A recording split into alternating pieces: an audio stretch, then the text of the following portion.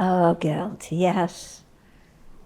Yes, I once led a retreat where we talked about guilt, and we divided people into 3 different groups: the Jews, the Catholics, and the Protestants.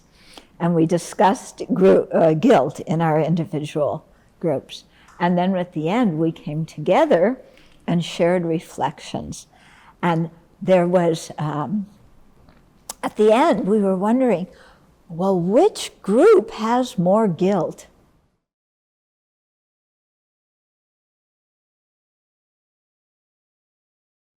The Catholics were going, look, we got guilt down, you know. Yeah, the Protestants were going, well, we're going to burn in hell. Yeah, we got guilt too.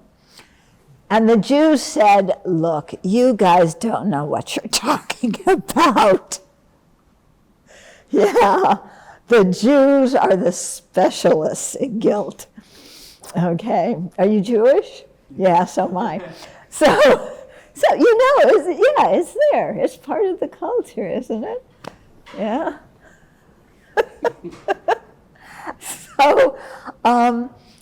So we grow up feeling guilty for everything, yeah, and feeling responsible for everybody else's happiness, and that we're a failure because, you know, somebody's not happy or whatever it is, okay? I don't know, we didn't get into the technicalities. I think we should do that. Catholic, you were Catholic. What were you brought up as? Protestant. Oh, you guys you don't know anything. You're just going to hell, and you know, that's it. You know, to really go into this in more depth, like the kind of guilt that we grow up with, and then how we elaborate on it, and how we relate to it, and how it can take over our whole life if we aren't careful. Okay? So, guilt, you asked me, what is it? I think guilt is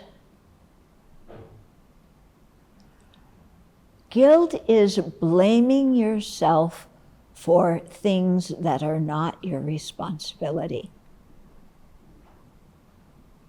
Does that sound, yeah? That's the Jewish guilt, yeah. Catholic guilt is maybe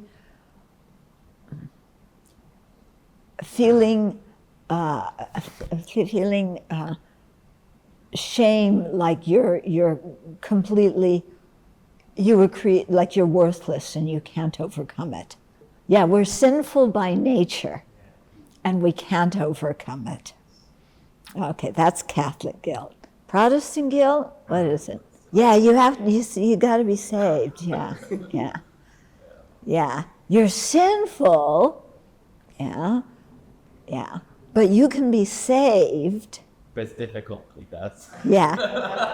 But if but you got it to be saved. You have to do certain things. Yeah. Yeah. And if you don't fit that mold, then Jesus is not going to accept you. Something like that. We should really explore this deeper, because this kind of guilt is very deeply rooted in us, because we learned it when we were little kids. When you're just kind of like, what's the world all about? And, well, you're sinful, you're evil. What's the world all about? You're responsible for everybody's heart failings. And then you hear that and you take that in, and one of my friends, when she got divorced, her son said, "Oh, I know why Papa isn't coming around to see us as much as before. It's because I'm bad." Oh, he was 7 years old. No, that's not the reason Mom and Dad are getting divorced. but he took it on himself. Yeah. So guilt is also very involved with self-centeredness. Because who is the star of the show when we're guilty? Me. You know? So I am either the best, I can do everything, or I'm guilty. I can't do anything right. The underlying message is, I am so important, I can make everything go wrong. Really? You know? I'm that important? I can make everything go wrong? Yeah. I mean, that's what guilt, makes you feel like. So guilt is completely antithetical to Dharma practice, because when we get sunk in guilt, we cannot see our good qualities. We can't see our possibility of change. We are grasping inherent existence like crazy. I am one inherently existent person that is like this, that is permanent, that cannot change, And the more you have that kind of self-image, the more we block the Dharma coming into our hearts. And the more we think the practice, doesn't really bring any results.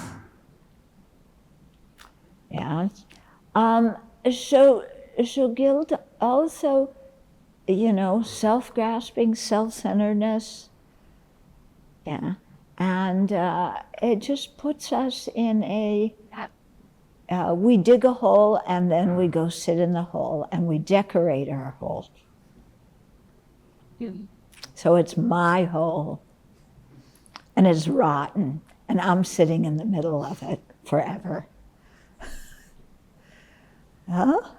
So I think this is something we have to work against,